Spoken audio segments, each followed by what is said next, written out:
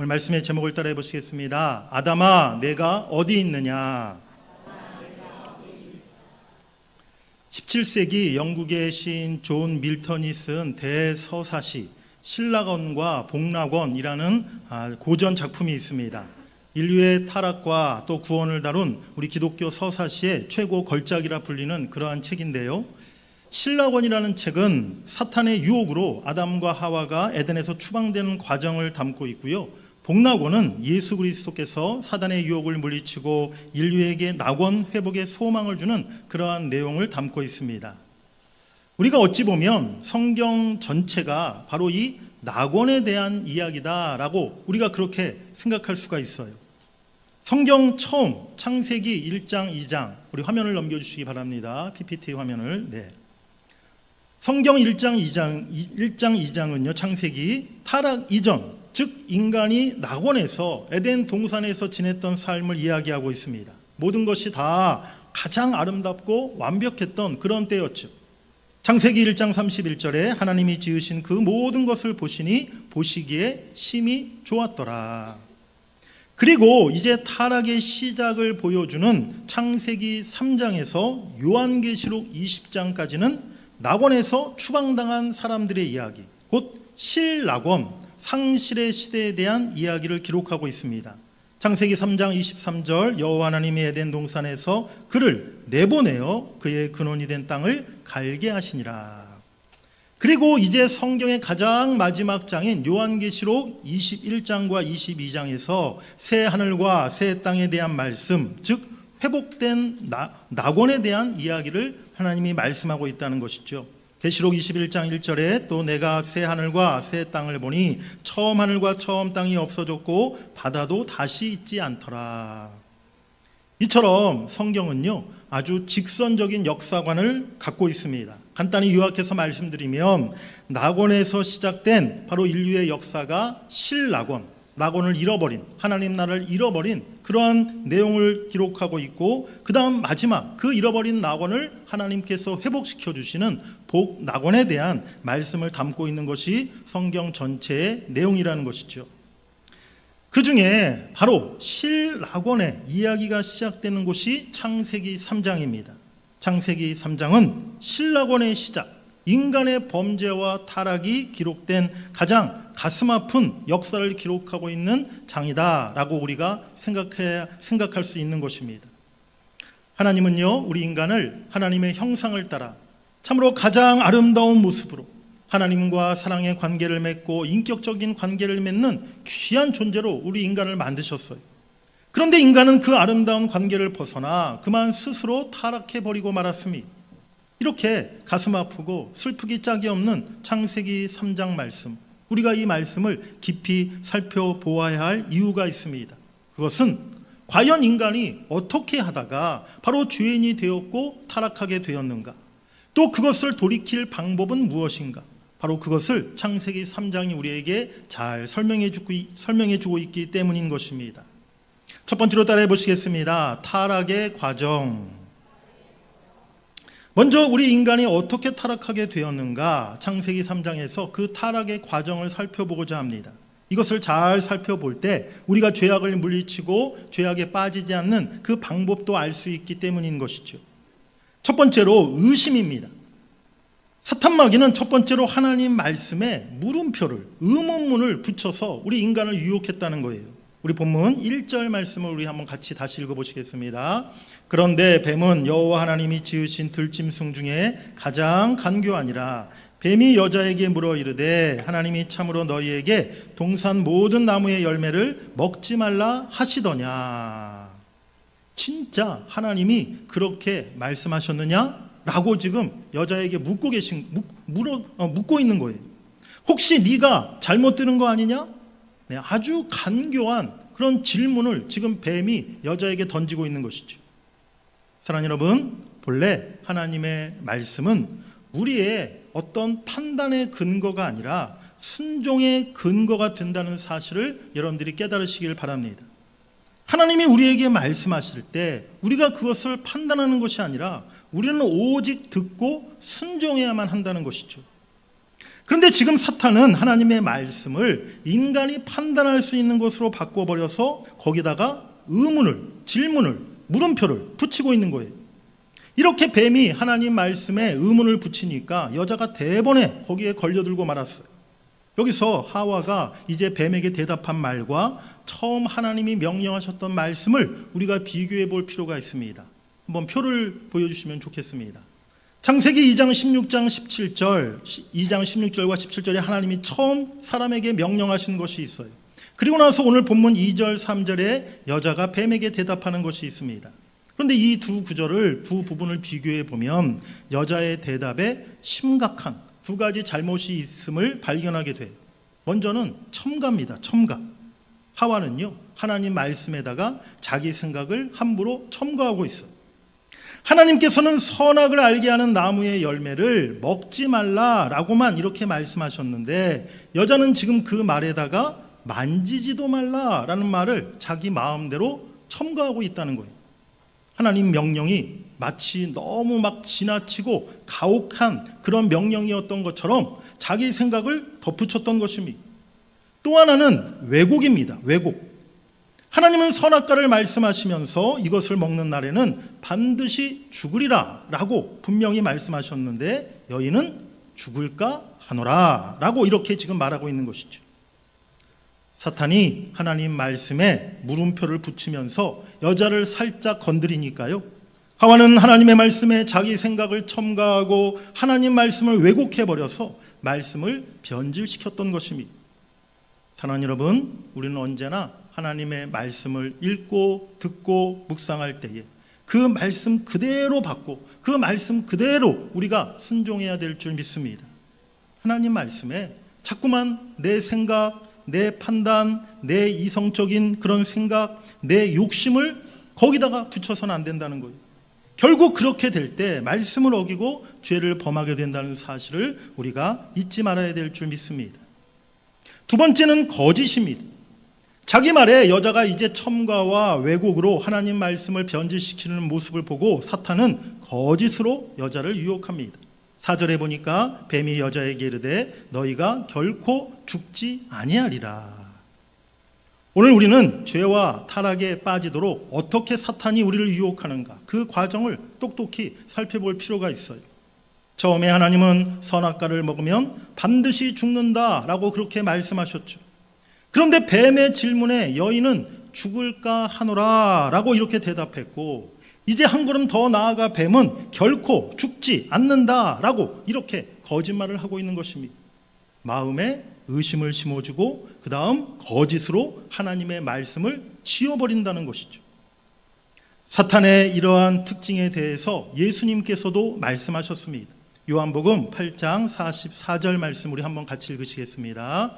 그는 처음부터 살인한 자요 진리가 그 속에 없으므로 진리에 서지 못하고 거짓을 말할 때마다 제 것으로 말하나니 이는 그가 거짓말쟁이요 거짓의 아비가 되었습니다. 아멘. 그렇습니다. 사탄은 거짓말하는 자고 거짓의 아비인 것입니다. 온갖 미사 여구를 동원해서 그럴듯한 말로 우리를 미혹하지만 실상은 거짓으로 하나님 말씀을 거짓으로 바꾸어서 우리를 유혹하고 넘어뜨리는 자라는 사실을 우리가 잊지 말아야 될 줄 믿습니다. 세 번째는 교만입니다. 선악과를 먹어도 죽지 않을 것이다 거짓말한 사탄은요, 이제 사람에게 교만한 마음을 품게 해서 하나님 말씀을 거역하게 만듭니다. 3절 말씀해 보니까 너희가 그것을 먹는 날에는 너희 눈이 밝아져 하나님과 같이 되어 선악을 알 줄 하나님이 아심이니라. 선악과를 먹으면 눈이 밝아지게 된다는 거예요. 그래서 하나님같이 될 것이다 라고 지금 사람을 유혹하고 있어요. 교만은 감히 우리 인간이 하나님의 자리에 올라서고자 하는 그런 마음을 품는 것이 바로 교만이라는 것입니다. 교만함이 하나님을 두려워하지 않게 만들고 하나님 말씀보다 내 생각을 앞세우게 만든다는 것이죠. 자기 의에 갇혀서 나는 잘 믿고 있다, 나는 회개할 것이 없는 사람이다, 그렇게 생각하게 만듭니다. 그래서 결국 돌이키거나 회개하지 않고 오히려 내 죄와 잘못을 다 남의 탓으로, 하나님의 탓으로 돌리고 다른 사람을 함부로 정죄하고 그래서 결국 이기적이고 자기 중심적인 사람으로 살아가게 만든다는 것이죠. 우리 모두는 교만에서 벗어나야 될 줄 믿습니다. 우리 모든 그리스도인들은 언제나 하나님 앞에 겸손한 자가 되어야 될 줄 믿습니다. 늘 내 자신을 돌아보고 내 자신을 살피고 애통하고 통회하는 모습이 있어야 우리가 올바른 신앙을 지킬 수 있다는 사실을 여러분들이 기억하시길 바랍니다. 이렇게 해서 결국 사탄의 유혹에 넘어간 여인은요, 선악과를 자신도 따먹고 자기와 함께한 남편에게도 주어서 함께 먹어 결국 인간은 타락하고 말았어요. 의심과 거짓과 교만함, 이 세 가지가 처음 인간이 범죄하고 타락하게 된 원인이었다는 사실을 우리가 기억해야 합니다. 오늘 우리에게서 이러한 모습들을 다 벗어버려야 될 줄 믿습니다. 그게 두 번째로 범죄의 결과입니다. 이렇게 인간이 뱀의 유혹에 넘어가 죄를 범한 것, 그 이후에 너무나 심각한 결과를 초래했어요. 인간에게 주어졌던 아름다운 처음 창조시의 그 관계가 이 범죄와 타락으로 인해서 다 깨어지고 파괴되어 버리고 말았다는 것입니다. 첫 번째는 하나님의 관계가 깨어졌습니다. 인간의 범죄와 타락 이후에 바로 친밀했던 하나님의 관계가 다 깨져버리고 말았다는 것이죠. 처음에 하나님께서는 인간을 하나님의 형상을 지닌 존재로 만드셨고 또 하나님과 영적으로 교제하며 참 에덴 동산에서 행복하고 아름답게 살아가도록 하셨습니다. 그런데 범죄 이후에 어떻게 되었습니까? 그렇게 친밀했던 하나님과의 관계가 다 파괴되고 인간은 하나님을 두려워하게 되었고 하나님의 얼굴을 피하여 숨게 되었음을 오늘 말씀을 통해 우리가 깨닫게 됩니다. 우리 본문 8절 말씀을 한번 읽어보시겠습니다. 시작. 동산에 거니시는 여호와 하나님의 소리를 듣고 아담과 그의 아내가 여호와 하나님의 낯을 피하여 동산 나무 사이에 숨은지라. 아멘. 죄는 이렇게 심각한 결과를 낳는다는 거예요. 죄는 사람을 하나님과 분리시켜버리고 결국 하나님 없는 삶, 하나님과 원수됨에 이르게 한다는 사실을 여러분들이 잊지 마시기를 바랍니다. 두 번째로 자신과의 관계도 깨어졌어요. 범죄와 타락 후에 인간은 자기 자신과도 분리되고 말았다는 것입니다. 타락하기 이전에 인간은 벌거벗었지만 부끄러워하지 않았어요. 그런데 범죄와 타락 이후에 벌거벗은 줄을 알고 수치심을 느껴서 무화과나무 잎을 엮어서 치마를 만들어 입었다라고 오늘 본문 7절에서 말씀하고 있습니다. 죄악은 언제나 우리들에게 수치심을 가져다 준다는 것이죠. 이제까지 나 자신에게 부족함이나 부끄러움을 느끼지 않았던 사람이 이제 자신을 부끄러워하게 되고 자신의 가치에 대한 존귀함을 다 잃어버리게 된다는 것입니다. 오늘날 현대인들이 느끼는 상실감, 열등감, 불안감, 절망감, 심지어 자살 충동, 이 모든 것이요 결국은 나와 나 자신이 분리되어서 나오는 증상이라는 사실을 우리가 알아야 합니다. 한마디로 자존감의 상실, 나의 가치, 내 인생의 가치를 다 잃어버릴 때 바로 이와 같은 인생의 절망에 빠지게 된다는 것입니다. 이 모든 것이 인간의 범죄가 가져온 심각한 결과라는 것을 우리가 기억해야 하는 것이죠. 세 번째로는 사람과의 관계도 깨어졌어요. 바로 죄를 짓고 타락한 후에 친밀하고 사랑의 관계였던 남편과 아내의 관계, 부부의 관계가 다 파괴되고 말았습니다. 처음에 아담이 자기 아내를 보고 어떻게 말했습니까? 이는 내 뼈 중에 뼈요 살 중에 살이라. 아내는 내 몸의 한 부분이고 나의 생명같이 내가 사랑해야 할 존재다 라고 아담이 그렇게 고백했었잖아요. 그런데 범죄한 이후에는 아담이 뭐라고 말합니까? 하나님이 주셔서 나와 함께한 그 여자가 그 나무 열매를 나에게 주어서 내가 그것을 먹었나이다. 내가 범죄한 그 책임을 지금 아내에게 다 전가하고 있는 거예요. 죄가 이렇게 무서운 것입니다. 어떻게 사람이 이렇게 금방 달라질 수 있습니까?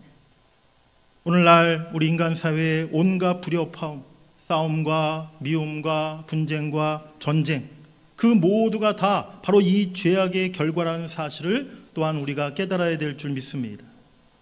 마지막으로 자연과의 관계도 다 파괴되고 말았어요.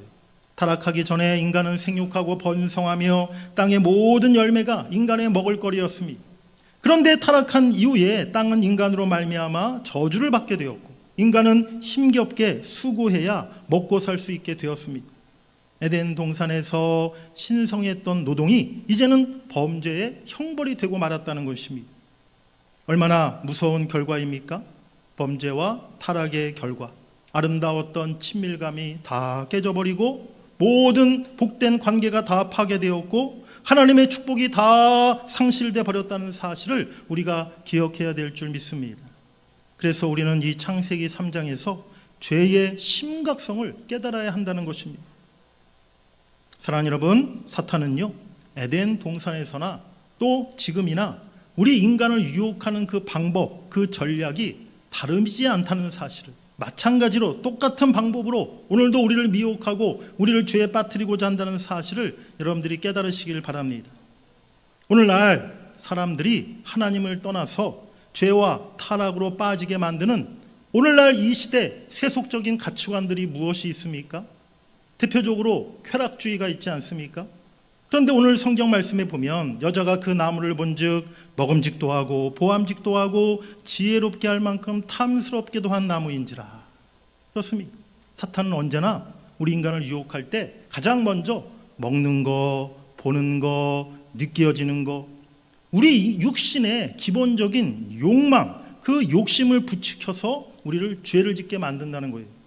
이러한 쾌락주의, 바로 오늘날 사탄이 우리를 미혹하는 그러한 전략인 것이죠. 두 번째, 이 시대의 가치관 인본주의가 있습니다. 오늘 성경 말씀에 보면 너희가 그것을 먹는 날에는 너희 눈이 밝아져 하나님과 같이 될 것이다. 인간이 하나님 자리에 올라서려고 하는 것이 곧 인본주의라는 사실을 여러분들이 기억하시길 바랍니다. 세 번째, 이 시대의 가장 무서운 세속적 가치관이 바로 포스트 모더니즘인데요. 이것은 상대주의예요. 진리나 어떤 선악의 기준이 없다는 것입니다. 사람마다 다 자기 주관대로 그냥 내가 이게 선이라고 생각하면 선이고 내가 이것을 진리라고 생각하면 진리로 여길 수 있다는 거예요. 오늘 사탄이 뭐라고 얘기합니까? 그것을 먹으면 선악을 알게 될 것이다. 선악의 기준, 진리와 비진리를 정하는 것은 오직 하나님뿐이신데 이제 이것을 인간 너희들 마음대로 정해도 된다. 사탄이 이렇게 지금도 우리를 유혹하고 있다는 것이죠. 네 번째, 과학 만능주의. 너희가 결코 죽지 아니하리라. 오늘 사탄이 그렇게 유혹하고 있지 않습니까? 오늘날 인간의 과학기술이요 인류에게 마치 영생을 가져다 줄 것처럼 이 땅에 지상 천국을 만들어 줄 것처럼 그렇게 이야기합니다. 그런 시대는 오지 않는다는 것이죠. 바로 여러분, 우리 모든 오늘 창세기 3장 말씀을 통해서 죄의 심각성을 우리가 분명히 인식해야 될 줄 믿습니다. 죄의 결과가 얼마나 우리 인생을 비참하게 만드는가를 우리가 잊지 말아야 될 줄 믿습니다. 그리하여 오늘 우리와 우리 가정, 우리 자녀들이 이 시대 세속의 가치관을 따라가지 않도록, 사탄의 속임과 거짓에 넘어가지 않도록 더욱더 하나님 말씀을 우리가 굳게 붙들어야 될 줄 믿습니다. 죄에 빠지지 않도록, 죄 가운데 머물지 않도록 날마다 죄의 유혹과 싸우며 하나님의 은혜와 성령의 도우심을 구하시는 여러분들이 되시기를 주의 이름으로 간절히 축복합니다. 세 번째로 따라해 보시겠습니다. 죄인을 부르시는 하나님. 하와와 함께 이제 선악과를 따먹고 하나님의 낯을 피하여 숨어있던 아담, 하나님께서 이제 그를 부르십니다. 우리 9절 말씀 함께 같이 읽어보시겠습니다. 여호와 하나님이 아담을 부르시며 그에게 이르시되 내가 어디 있느냐. 오늘 하나님이 아담을 부르시면서 네가 지금 어디 있느냐라고 이렇게 말씀하세요. 과연 이 질문의 의미가 무엇일까요?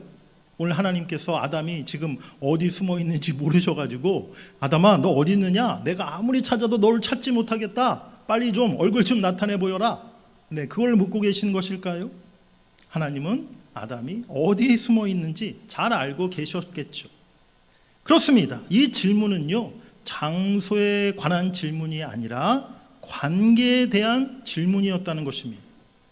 하나님은 아담을 인격적인 관계, 언약을 바탕으로 한 사랑과 신뢰의 관계로 그렇게 만드셨는데 지금 그 관계를 깨트려버린 아담에게 묻고 계신 거예요. 지금 네가 무엇과 지금 누구와 관계를 맺고 있느냐? 라고 그렇게 지금 아담을 향해 질문하고 계시는 것이죠. 사랑하는 여러분, 우리 신앙은 관계가 중요한 것입니다. 지금 내 신앙이 얼마나 올바른가, 내 신앙이 지금 얼마나 건강한가, 우리가 무엇으로 판단해 볼 수 있습니까? 그것은요, 어떤 숫자로 내가 지금 무엇을 갖고 있는가, 소유하고 있는 것으로 우리가 판단할 수 있는 게 아니라는 사실입니다. 내가 얼마나 오랫동안 교회에 출석했는가, 내가 지난날 얼마나 교회에 많은 헌금과 봉사를 했었는가, 내가 지금 어떤 직분을 갖고 있고 또 무슨 은사를 내가 지금 소유하고 있는가, 이것으로 우리의 신앙을 측정할 수 있는 게 아니라는 것이죠. 중요한 것은 지금 내가 하나님과 어떤 관계를 맺고 있는가, 바로 이것이 우리의 신앙의 건강함을 측정할 수 있는 척도가 된다는 것을 여러분들이 잊지 마시기를 바랍니다. 그렇습니다. 우리가 오늘 내 자신을 돌아봐야 할 필요가 있어요. 지금 나는 하나님과의 관계를 그 무엇보다 내가 지금 중요하게 여기고 있는가, 하나님보다 다른 것을 내가 더 앞세우고 있지 않는가, 그저 세상 일, 세상 돈 버는 일, 세상 사람들 만나는 일, 그저 TV 드라마 보는 일, 이런 일에 내가 지금 빠져 있지는 않은가, 또한 나와 하나님과의 그 사랑의 관계, 그 친밀한 관계를 가로막고 있는 뭔가 걸림돌이 나에게 있지는 않는가, 우리 자신의 삶과 내면과 내 신앙을 우리가 살펴봐야 될 줄 믿습니다. 오늘 아담과 하와가 범죄한 후에 하나님이 그들에게 여러 가지 질문을 하셨어요. 아담아, 내가 어디 있느냐 물으셨고요, 누가 너의 벗었음을 네게 알렸느냐, 네게 먹지 말라 명한 그 나무 열매를 네가 먹었느냐, 네가 어찌하여 이렇게 하였느냐, 하나님이 계속해서 그들에게 물으십니다. 하나님이 왜 이러한 질문을 하셨습니까? 하나님이 아담과 하와가 한 일을 몰라서 물으셨겠습니까? 오늘 아담과 하와에게 하나님이 막 속사포처럼 막 질문하시면서 지금 막 진노와 화를 폭발하고 계신 것입니까?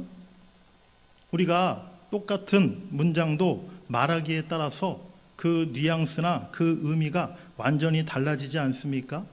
당신 왜 그렇게 했어요? 라고 묻는 거랑 당신 왜 그따위로 했어? 라고 묻는 거랑 완전히 그 말의 뉘앙스가 다른 것이죠. 저는 오늘 창세기 3장 말씀을 제가 계속 묵상하면서 제가 이것을 깊이 생각해 보았어요. 오늘 하나님께서 아담에게 여러 가지 질문을 하셨는데 하나님이 과연 어떤 마음으로 또 어떠한 모습으로 하나님이 아담에게 질문하셨을까? 지금 그 하나님이 아담과 대화하시는 이 장면이 어떤 분위기였을까? 마치 우리가 생각할 때는 하나님이 아담 이놈, 이 배은망덕한 놈, 너 지금 어디 있느냐? 감히 내 명령을 어기고 그 열매를 따먹은 게 사실이냐? 내가 당장 너를 찾아가지고 그냥 죽음으로 너의 죄값을 치르겠노라. 하나님이 지금 이렇게 아담에게 말씀하고 계신 걸까요? 저도 예전에는 이 창세기 3장을 수없이 제가 읽어보았지만 그냥 이 부분을 하나님께서 아담에게 실망하시고 또 아담에게 하나님이 분노하셔서 이제 그 죽음과 형벌을 내리시기에 앞서 하나님께서 막 화를 내신 것이다 라고 그렇게 생각했었어요. 그런데 이번에 다시 한번 이 말씀을 제가 깊이 생각하고 묵상하면서 다른 마음이 들었습니다. 하나님이 그러한 마음으로 또 화를 폭발하시면서 아담에게 말씀하신 것이 아니었구나. 그 확신이 들게 되었다는 거예요. 그 근거가 있습니다. 이어지는 창세기 3장 말씀을 쭉 살펴보면요, 하나님이 선악과를 먹으면 죽으리라 이렇게 말씀하셨지만 하나님은 아담과 하와에게 인생의 수고와 고통을 주셨을 뿐이지 아담과 하와의 생명을 즉시 빼앗지 않으셨다는 것이죠. 그리고 인간의 죄로 인한 수치를 가려주기 위해서 오히려 가죽옷을 지어 그들에게 입히셨다라고 성경은 말씀하고 있습니다. 그리고 가장 중요한 사실, 하나님은 인간의 범죄와 타락 중에서도 범죄한 인간을 결코 포기하지 아니하시고 은혜를 베푸시고 인간을 구원하시기로 하나님이 작정하신 것입니다. 놀랍게도 인간이 범죄한 바로 그 현장에서 하나님께서는 이미 구원의 계획을 세워 놓으셨던 것이죠. 원시 복음이라고 불리는 창세기 3장 15절 말씀이 바로 그 내용입니다. 하나님은 여자의 후손으로 오실 예수 그리스도를 통해서 사탄의 머리를 상하게 하시고 결국에 인간을 구원하실 것임을 선포하신 줄 믿습니다. 우리 그 창세기 3장 15절 말씀을 화면을 보시면서 함께 읽어보시겠습니다. 시작. 내 후손도 여자의 후손과 원수가 되게 하리니 여자의 후손은 내 머리를 상하게 할 것이요 너는 그의 발꿈치를 상하게 할 것이니라. 아멘. 하나님은 죄인인 우리들을 부르시고 예수 그리스도를 통한 죄 사함과 구원의 길을 열어주셨음을 여러분들이 믿으시길 바랍니다. 바로 그 은혜로 살아가는 사람이 저와 여러분들인 것입니다. 우리 그리스도인은 오직 그 예수 그리스도의 은혜로 죄사함과 생명과 구원을 얻게 되었음을 우리가 기억해야 될 줄 믿습니다.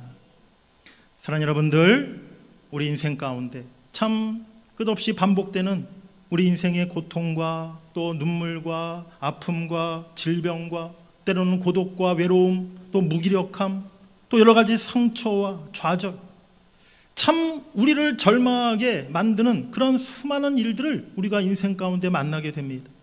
그런데 그 모든 절망을 거슬러 올라가 보면요, 결국에 그 근원에 인간의 죄가 도사리고 있다는 거예요.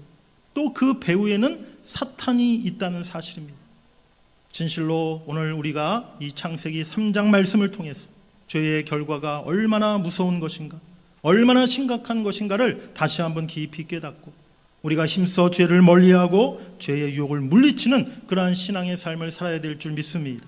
죄악은 그 모양이라도 버려야 될 줄 믿습니다. 하나님은 오늘 저와 여러분들을 향해서도 동일한 질문을 하십니다.